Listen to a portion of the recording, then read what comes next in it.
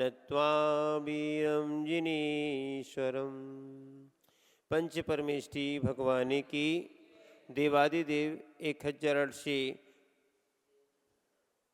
मुनि सुब्रतनाथ भगवान की, परम पूज्य आचार्य भगवान 108 देवसेन महाराज की, गणाचार्य गुरुवर विराग सागर जी महाराज की, परम पूज्य आचार्य श्री विशुद्ध सागर जी महामुनि राज की।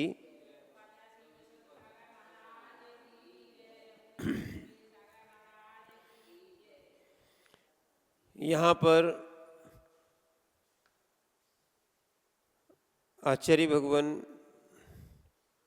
देवसेन स्वामी ने स्वभाव के बारे में कथन किया था और स्वभाव को यहाँ पर बताया, यहाँ तक कि अभेद स्वभाव को कहा था।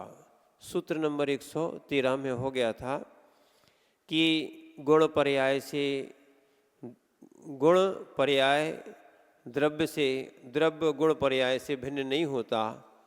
ठीक है, इसलिए गुण पर्याय से इसमें अनन्य कहा है, इसीलिए ये अभेद स्वभाव था। भेद स्वभाव भी था और अभेद स्वभाव भी था। ये जरूर ध्यान रखना। शायद आप लोग नहीं आए थे कल, तो कल एक बहुत अच्छी बात बताई थी कि स्वभाव और गुण, इनमें क्या अंतर है। गुण को स्वभाव कह दें तो चल जाएगा, काम नहीं चलेगा, क्योंकि गुण और गुणी दो होते हैं। स्वभाव गुण में भी पाया जाता, गुणी में भी पाया जाता, पर गुण है ना गुणी से भिन्न होते हैं। ठीक है ना, इसीलिए दोनों में एक क्या है, अंतर है। तो गुणी गुण हर जगह नहीं पाया जाएगा, एक गुण एक ही रूप होगा, और स्वभाव गुण गुणी दोनों में पाया जाता है। और आगे बताते हैं भव्य स्वभाव, ये बहुत अच्छा समझना आप। अभी तक अपन ने भव्य और अभव्य सुना था, अपन ने पारणामिक भाव का भव्य अभव्य सुना था। ये भव्य स्वभाव अलग है, समझ रहे। आप में अभव्य स्वभाव है कि नहीं?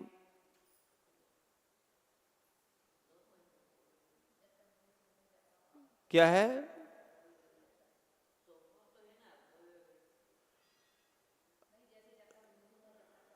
ऐसा नहीं होता, सुन लो। पारणामिक भाव का भव्यत्व भाव और अभव्यत्व भाव, ये दो ही पाए जाते हैं।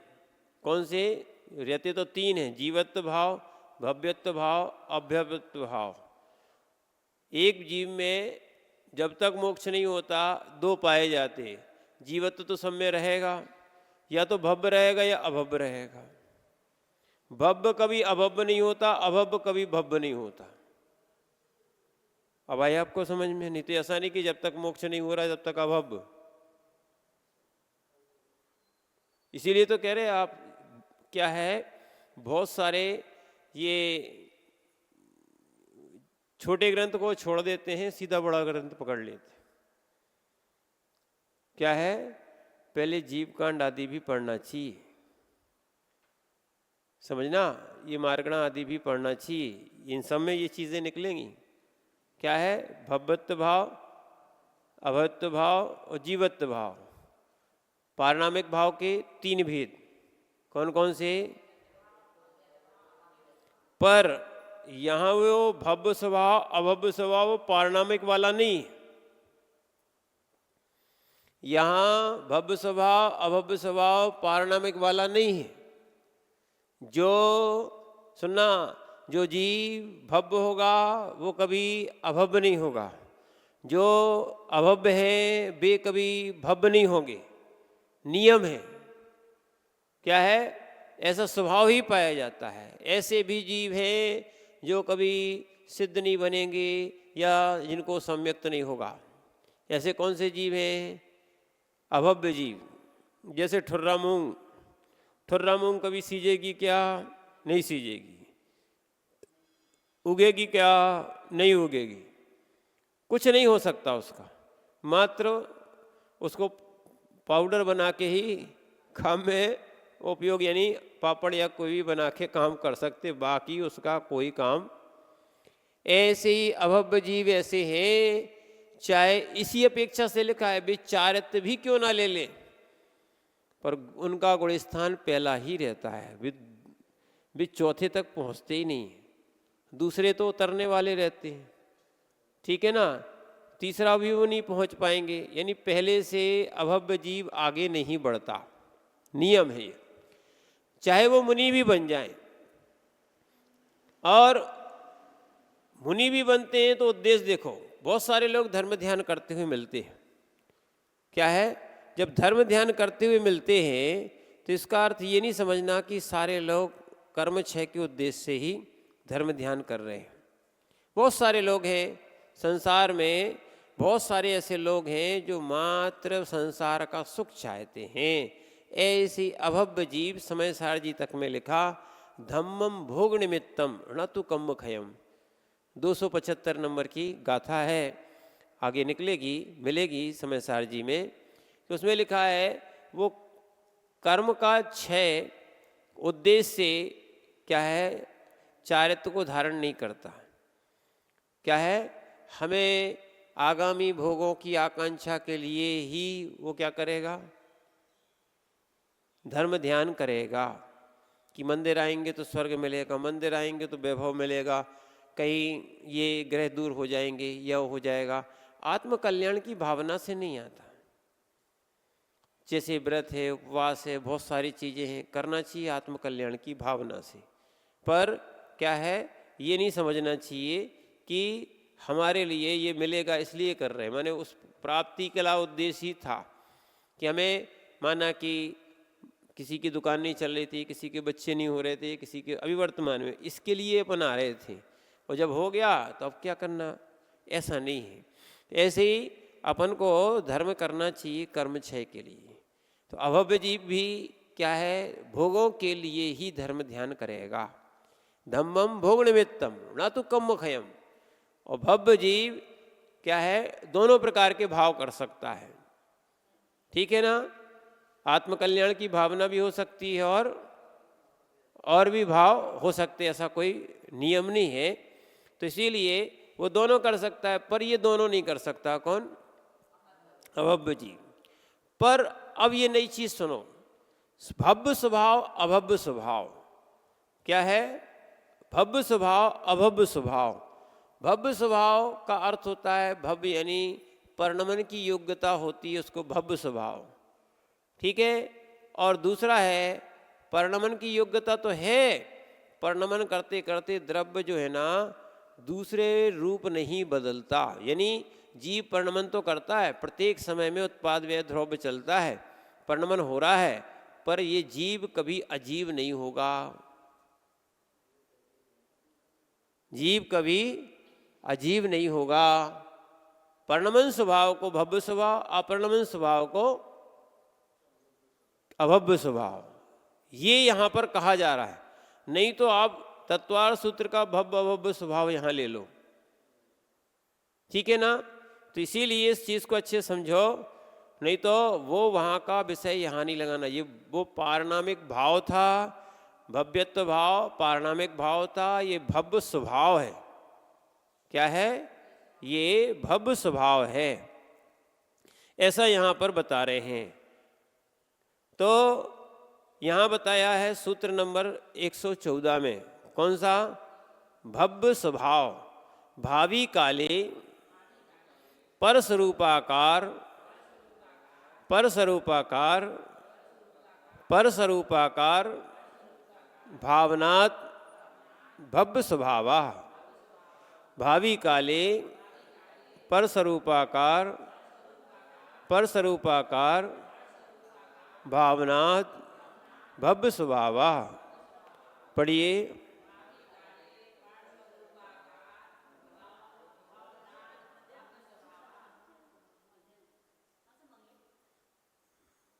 अभी क्लास चल रही है, ठीक है। तो यहाँ सूत्र को ही मांगलिक मान के चलो।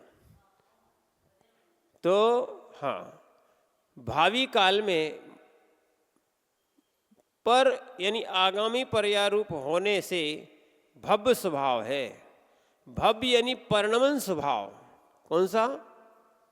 परिणमन करने का स्वभाव होना भव्य स्वभाव है। ठीक है ना? पर शब्द के अनेक अर्थ हैं, किंतु इस सूत्र में भावी काल की दृष्टि से पर का अर्थ आगे होगा। श्री अमृतचंद स्वामी जी ने भी पंचास्तिकाय की गाथा टीका में 37 में ये लिखा है, द्रव्यस्य सर्वदा अभूत पर्यायी भव्यम इति।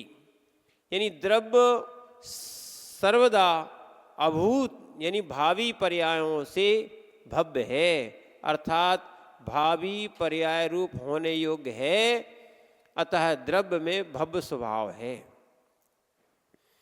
आगे परिणमन होगा कि नहीं होगा, इसलिए क्या है? भव्य स्वभाव है।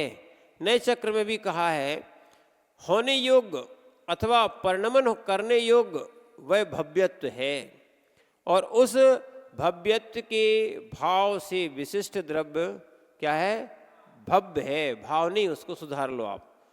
क्या है? विशिष्ट द्रव्य क्या कहलाता है? भव्य है। ठीक। यद्यपि सूत्र में परस्वरूपा काल कहा है, किंतु संस्कृत नए चक्र में स्वभाव पाठ मिलता है, क्योंकि प्रत्येक द्रव्य अपने स्वभाव रूप परिणमन करने योग्य है, इसलिए प्रत्येक द्रव्य में भव्य स्वभाव है। क्या है? प्रत्येक द्रव्य में क्या हो गया? भव्य स्वभाव है। और प्राकृत नए चक्र में भी दिया है, पृष्ठ नंबर 40 पर उन्होंने कहा है कि भव्य स्वभाव के स्वीकार न करने पर सर्वथा एकांत से अभव्य भाव मानने पर शून्यता का प्रसंग आ जाएगा। यानी जब कोई वस्तु परिणमन ही नहीं करेगी तो एकांत हो जाएगा। ठीक है ना? और शून्यता का भाव आ जाएगा, यानी अब कुछ होना ही नहीं है, शून्य। जो होना था सो हो गया, पर उसमें भी हो भी नहीं सकता, क्योंकि होने की योग्यता क्या है? परिणमन।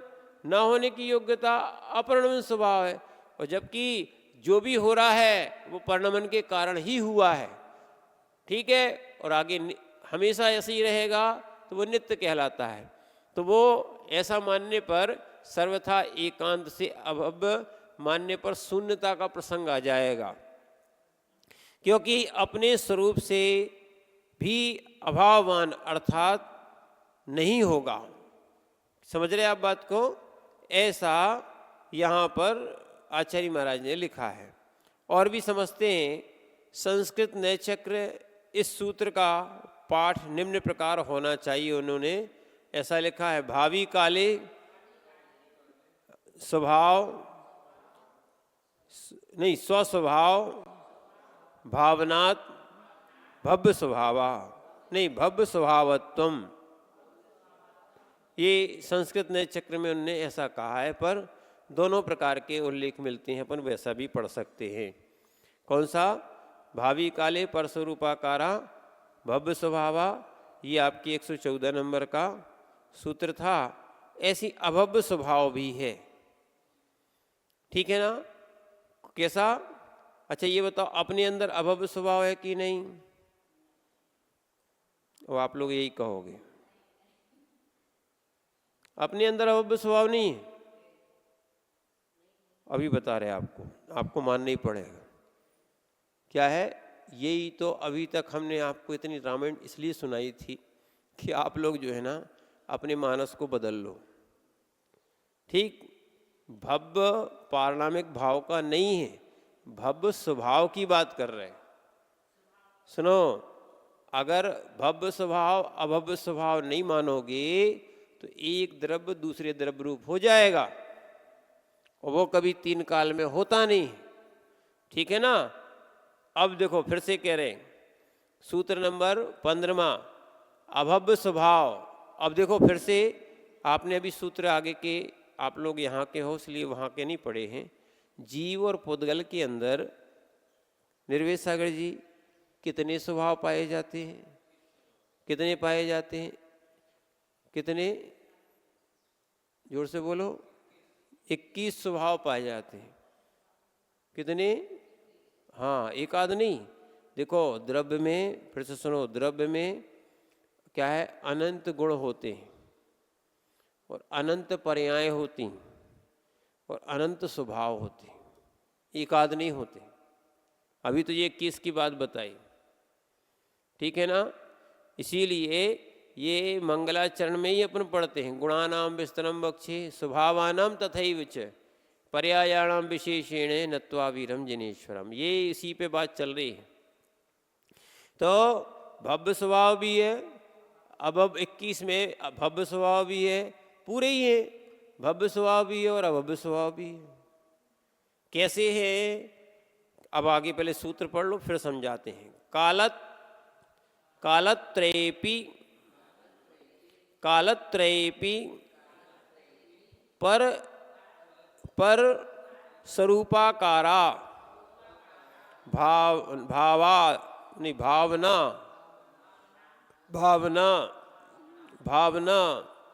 दभव्य स्वभावा। पढ़िए।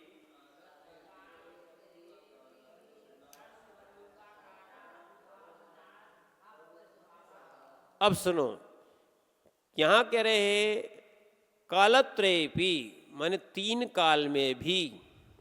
किसमें? 3 काल। 3 काल कौन कौन से होते हैं? भूतकाल, भविष्यकाल और, हाँ, भूतकाल, भविष्यकाल और वर्तमान काल, त्रिकाल में भी, माने तीनों काल में भी पर स्वरूपाकार, यानी एक द्रव्य दूसरे द्रव्य रूप होगा क्या? धर्म द्रव्य, अधर्म द्रव्य, आकाश द्रव्य रूप होगा क्या? क्या है? जीव, पुद्गल, धर्म, अधर्म, आकाश रूप होगा क्या? पुद्गल, जीव, अधर्म, धर्म और आकाश काल रूप होगा क्या? काल कभी अन्य द्रव्य हो गया क्या? ये 6 द्रव्य होती हैं। जीव द्रव्य, अजीव द्रव्य रूप होगा क्या? अजीव द्रव्य जीव द्रव्य रूप होगा क्या? नहीं होगा। इसीलिए एक द्रव्य दूसरे द्रव्य नहीं होगा, एक द्रव्य दूसरे द्रव्य रूप नहीं होगा, कभी भी नहीं होगा। इसलिए इसको कहते हैं क्या है? परस्वरूपाकार नहीं होगा। अतः अभव्य स्वभाव है। क्या है? अभव्य स्वभाव भी है। जीव के अंदर क्या है? जीव नहीं, द्रव्यों के अंदर कौन कौन? पुद्गल और जीव। जीव और पुद्गल दोनों के 2 द्रव्यों के अंदर 21 स्वभाव पाए जाते हैं। तो यहाँ पर अभी तो मात्र भव्य अभव्य की परिभाषा बताई जा रही है कि कालत्रय में भी परस्वरूपाकार नहीं होगा, एक द्रव्य दूसरे द्रव्य रूप नहीं होगा। अतः अभव्य स्वभाव है। सभी द्रव्यों में है ये, सभी द्रव्यों में भव्य स्वभाव है, सभी द्रव्यों में अभव्य स्वभाव। एक द्रव्य दूसरे द्रव्य रूप होगा क्या? 3 काल में नहीं होगा। पुद्गल कभी जीव नहीं होगा, धर्म नहीं होगा, अधर्म नहीं होगा, आकाश नहीं होगा, काल नहीं होगा। ऐसे ही 6 द्रव्यों के 6 छिंग 36 भंग बन सकते हैं। कितने? 36 प्रकार से भंग बना लोगे, माने एक द्रव्य दूसरे द्रव्य रूप कभी नहीं होगा। ठीक है। ये अलग है कि स्त्री पुरुष बन सकती है, पुरुष स्त्री बन सकता है, पुरुष नपुंसक बन सकता है, कोई दिक्कत नहीं। क्या है? जैसे कर्म करेगा, जैसे वेद होंगे, ठीक है, वेद बदल सकता है, पर जीव कभी नहीं बदलेगा। अच्छा, एक द्रव्य दूसरे द्रव्य में भी रूप नहीं होगा। हम भगवान के रूप हो जाएं, हम भगवान रूप स्वयं हो पाएंगे, भगवान हमारे रूप हो जाए, हम भगवान के रूप हो जाएं, ये भी 3 काल में नहीं होगा।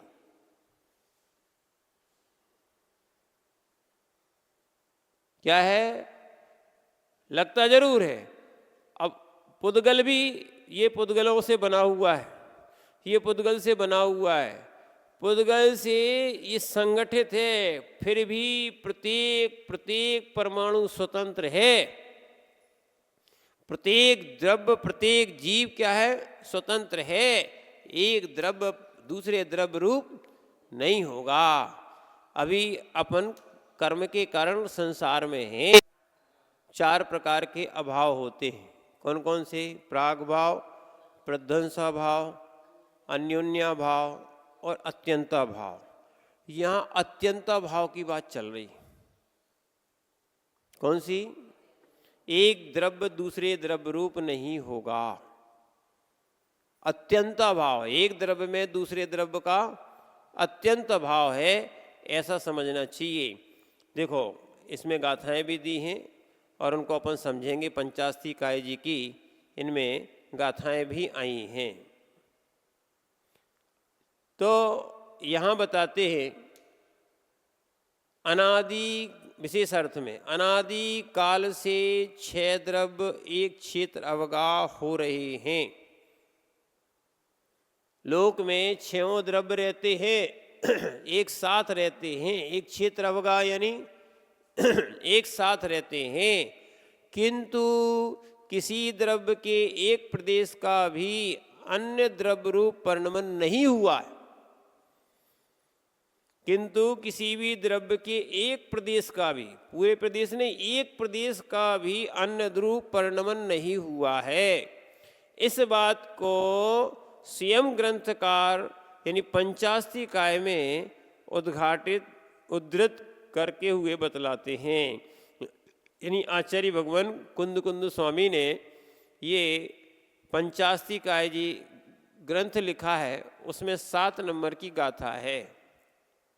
अन्नोणम पवसंता दिनता ओगा समर्णमर्ण से मेलंता वीड़चम सगम स्वभावम मृ विजहन्ते सगम स्वभावम मृ विजहन्ते। यहाँ बोल रहे अन्नोणम पवसंता, एक द्रव्य दूसरे द्रव्य में प्रवेश करता है। क्या है? एक द्रव्य दूसरे द्रव्य में प्रवेश करता है, मिला है, और अन्योन को अवकाश देता है, अन्य अन्य को अवकाश देता है, परस्पर में मिल जाते हैं, तथापि वे सदा अपने अपने स्वभाव को नहीं छोड़ते हैं। कर्म इस आत्मा में मिला हुआ है, कर्म का स्वभाव कर्म रूप हो रहा है और जीव का स्वभाव जीव रूप है। मिले होने पर भी भिन्न है। क्या है? अनादि काल से, कर्म कब से बंधे हुए? अनादि संबंधी च, अनादि से बंधे होने के बाद भी, सुनो अच्छे से, अनादि से मिले होने के बाद भी एक द्रव्य दूसरे द्रव्य रूप नहीं होगा। इसीलिए ये राग हटाना चाहिए कि थोड़ी देर संयोग कर लिया, अब तो हमारा ही रहेगा, न मकान, न घर, न परिवार, न कोई द्रव्य किसी रूप रहेगा ही नहीं, और प्रत्येक द्रव्य स्वतंत्र है। इसलिए राग भाग हटाओ। और क्या है, इस चीज़ को तो मनुष्य ही समझ सकते हैं, और वो राग भाव हटा के वैराग भाव लाएं और दीक्षा लें। कल्याण होना नहीं है और पाप लगेगा। जितना राग भाव करोगे संसार बढ़ेगा। क्या है? माना कि ये पेन मिल गया, बड़ा खुश हो गया आप, बड़ा आनंद आ गया कि इतना सुंदर पेन मिल गया। सुनना, अब ये बताओ का साथ में जाएगा? नहीं जाएगा। जब साथ में नहीं जाएगा, छोड़ना ही पड़ेगा। तो नहीं मिला था तो भी बराबर, मिल गया तो भी बराबर है, ये दृष्टि होती है। मिल गया, नहीं मिला, रो रहे हैं, भगवान के पास चिल्ला रहे हैं, दूसरों के पास चिल्ला रहे हैं। आज यही चीज़ है। अरे वस्तु तो समझो, वैराग इसलिए तो होता है। आज ही आपको बता रहे थे भगवान के जो 46 गुण थे, कितना सुंदर रूप होता था, सब कुछ होने के बाद भी भगवान किसी में मोहित क्यों नहीं हुए? यानी उस समय के वो, यानी कुमार अवस्था में या मुनराज अवस्था में, अरे ये सब नश्वर है, चाहे काया मिली है चाहे माया मिली है, ये काया माया साथ में नहीं जाती। ठीक है ना? इसीलिए ज्ञानी जन उनमें राग नहीं करते। एक द्रव्य दूसरे द्रव्य रूप परिणमन नहीं करेगा। क्या है? एक द्रव्य दूसरे द्रव्य रूप परिणमन करेगा ही नहीं। इसलिए अभव्य स्वभाव है। क्या है, आप कर लो चाहे नाती पोतों से चाहे किसी से भी राग, एक द्रव्य दूसरे द्रव्य परिणमन करेगा ही नहीं। राग करके सुगति तो नहीं, दुर्गति जरूर कर लेते हैं लोग। इसीलिए क्या है, इस देह से भी राग छूटना चाहिए। ये तो सम्यक दृष्टि के अंदर ये बात आ जाती है, ठीक है ना। फिर वो घर में नहीं रहता, ये कह दिया जाए बिल्कुल घर छोड़ने का ही प्रयास रहता है। कोई राग नहीं है, हो रहा है ठीक है, नहीं हो रहा है ठीक है। आकुलता व्याकुलता बिल्कुल नहीं होती, ठीक है ना। ऐसी उनकी दशाएं बन जाती हैं। ऐसी दशा बनाने का प्रयास करना चाहिए। एक द्रव्य दूसरे द्रव्य परिणमन करेगा, बिल्कुल नहीं, तीन काल में नहीं, ठीक है ना। अब सुनो गाथा का अर्थ, विशेष अर्थ।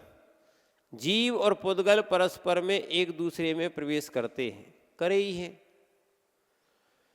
धर्म आदि चार द्रव्य क्रियावान जीव रूप और पुद्गल को अवकाश देते हैं, तथा धर्मादि निष्क्रिय चार द्रव्य एक क्षेत्र में परस्पर मिले रहते हैं, तथापि कोई भी द्रव्य अपने अपने स्वभाव को नहीं छोड़ता है। सब अपने अपने स्वभाव में है। अपन ही राग करके एक के स्वभाव को दूसरे स्वभाव में प्रवेश कराना चाहते, कर ही नहीं सकता। यथार्थ यही है, सब अपना अपना आनंद लेते हैं, सब अपना अपना ही सब कुछ करते हैं, ठीक है ना। अभी तो अपन शरीर का, इंद्रियों का, चाहे मन रसना है, स्पर्श रसना ग्रहण चक्षु है ना, इनका आनंद ले रहे हैं। ये भी पर का आनंद है, स्व का आनंद नहीं है। ये तो पुद्गलों का आनंद है। इंद्रियां, शरीर, ये सब पुद्गल होते हैं। भोजन सब पुद्गल है। स्व का आनंद निर्ग्रंथ बनने के बाद फिर आता है। श्रद्धान हो सकता है, कल की बात फिर से समझो। ज्ञान हो सकता है, श्रद्धान हो सकता है, आनंद नहीं आएगा, आचरण नहीं आएगा, अनुभूतियां नहीं होंगी। क्या है, यदि मां बनने के पहले ही मां की अनुभूति हो जाए तो मां फिर बनने ही क्यों पड़े। क्या है, समझो, उस कन्या को मां की अनुभूति नहीं है, ठीक है ना। ऐसी ध्यान रखना, बिना चारित्र की अनुभूति नहीं है। क्या है, नहीं तो शुद्धात्मा अनुभूति ले रहे। कौन सी शुद्धात्मा अनुभूति? कैसे, जब शुद्धात्मा तो बन जाओ फिर उसकी शुद्धात्मा अनुभूति। सही तो शुद्धात्मा अनुभूति जो है ना सिद्धों की होती है। कहाँ सिद्ध की बात और तुम असंयम में अब घटित कर रहे हो। सम्यक्त का अता पता नहीं है, संयम तो है ही नहीं है, दिख ही रहा है।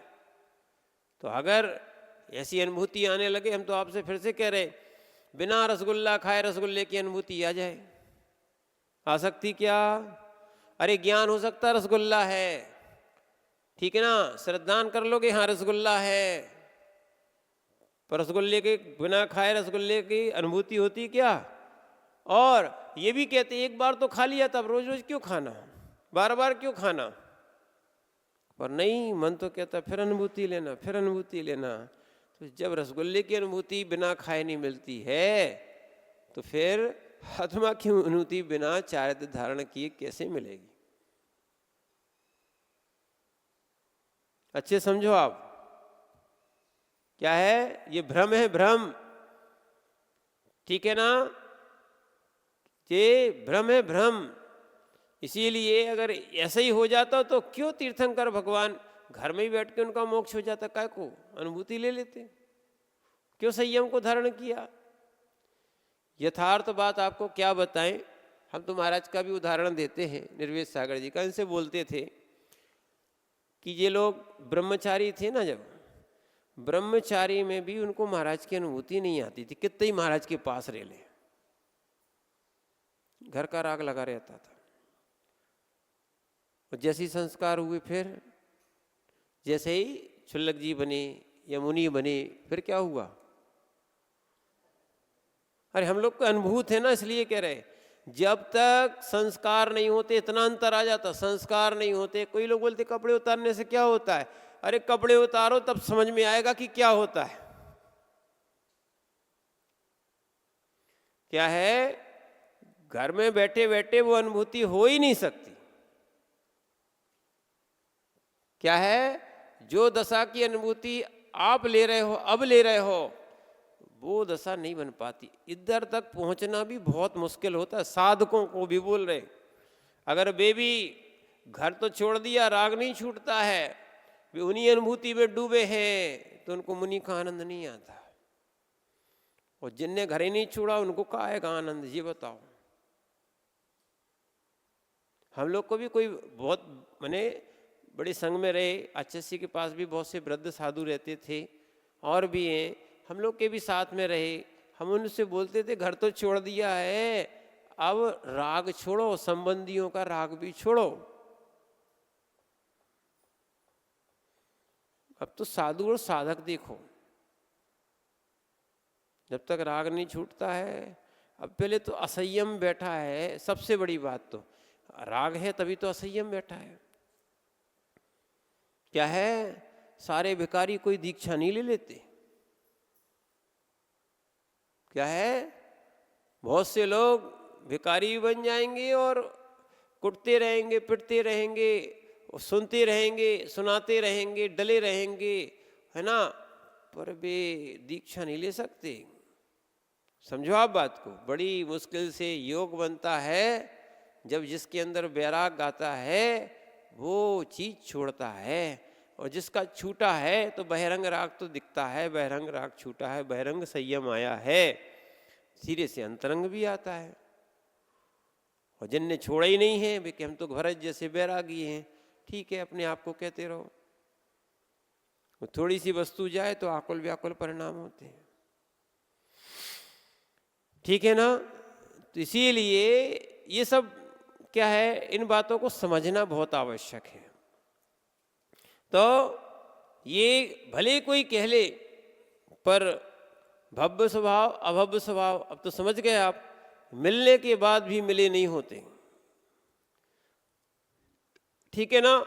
ये स्वभाव अभव्य स्वभाव भी जागृत करना चाहिए। परिणमन हो रहा है, क्या है, संयोग है, पर एक जीव दूसरे द्वीप रूप नहीं होगा। काय को पति पत्नी के कारण रोए या पत्नी पति के कारण रोए, बच्चों के कारण रोए, ये तो सब अज्ञानता है ना। तो आचार्य महाराज पूज्यपाद स्वामी ने लिखा है, दिग्देशी खवायते समवसंती नगे नगे सौ सौकार वसात्यांति देशे दीक्षु प्रगे प्रगे। भैया शाम का समय रहता है, सो पक्षी एक पेड़ पे आके बैठ जाते, सुबह होता सो चले जाते। ऐसे अपन लोग संसार में अलग अलग जगह से आए हैं, एक घर में आके बैठ गए हैं, जैसी आयु पूर्ण होगी उसे चले जाएंगे। कौन किसका है, पर नहीं, पड़ोसियों से द्वेष, घर वालों से राग, अपनों से राग, भाई बंधुओं से द्वेष, ये भी सब कारण बन जाते राग द्वेष के कारण, ठीक है ना। इसीलिए इन द्रव्यों को देखो, जानो और अपना कल्याण करो। एक द्रव्य दूसरे रूप परिणमित नहीं होता, ये अभव्य स्वभाव है। एक और आपको पढ़ा देते हैं तो पूर्ण हो जाएंगे। सूत्र नंबर 16 माने 116, पारनामिक भाव प्रधानत्वे, त्वीन कर लो, हाँ, पारनामिक भाव प्रधानत्वेन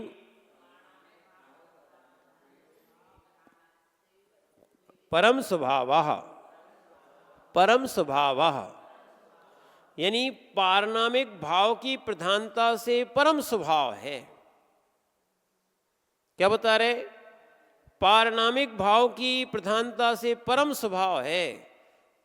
समझो आप बात को, क्या है, जितना स्वाध्याय भले आप लोगों को कराते हैं कई लोग सोचते हैं कि क्यों अपन ये समय पढ़ा इसमें लगा रहे हैं, बड़ा आनंद आता है। ऐसी बातें करने से अपने भावों में भी शुद्धि बढ़ती है, राग घटता है, और ये श्रुत ज्ञान केवल ज्ञान का कारण बनेगा।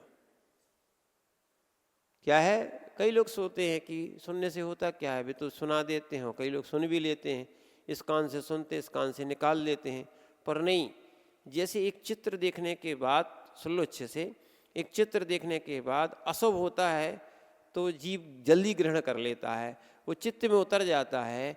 ऐसे ही जितना सुना जा रहा है ये अभी उदय नहीं तो आगे उदय में आएगा। सुन लो अच्छे से बता रहे, अगर जिनवाणी जिनको समझी है, जिन्होंने समझी है बहुत अच्छा है, जिनको सुनने मिल रही है, वे कभी दुख होगा या कुछ कारण बनेगा तो कम से कम वैराग उनको जागृत हो सकता है। उनको जिनने जिनवाणी नहीं सुनी है उनके वैराग्य जागृत नहीं होगा, संक्लेश परिणाम होंगे, आत्मघात कर लेंगे। क्या है? अरे कोई सहारा नहीं तो भगवान तो सहारा है, समझना।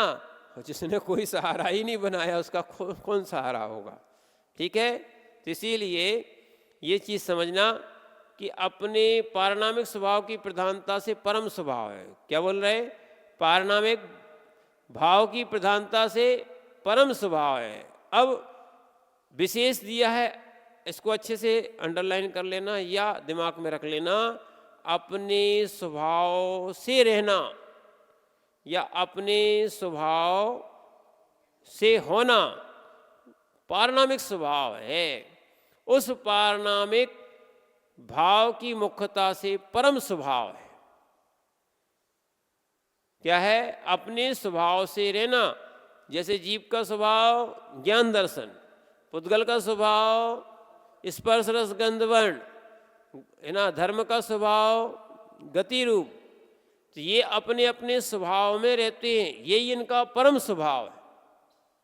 क्या है? पारणामिक भाव की प्रधानता से परम स्वभाव है। अपने अपने स्वभाव से रहना या होना परम स्वभाव है, ये सभी द्रव्यों में रहेगा। और ये बताए थे सामान्य स्वभाव। सामान्य स्वभाव का अर्थ है कि ये 6 द्रव्यों में पाए जाएंगे। सामान्य स्वभाव क्या होते हैं?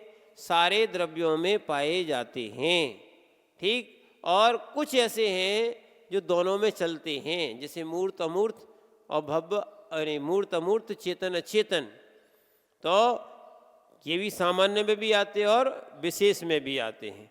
तो कहने का अर्थ ये है, इस प्रकार से सामान्य स्वभाव का निरूपण हुआ। ये सामान्य स्वभाव सभी में पाए जाएंगे। क्या पाए जाएंगे? सभी में ये सामान्य स्वभाव कितने 11 हैं, ये पाए जाएंगे। इस प्रकार आज इतना ही, कल अपन और आगे उसको समझने का प्रयास करेंगे। यानी अभी 21 सामान्य स्वभाव में से मैंने 11 सामान्य स्वभाव बताए, 21 में से 11 बताए, 10 विशेष स्वभाव आगे अपन और समझने का प्रयास करेंगे। ओम नमः सिद्धेभ्यः।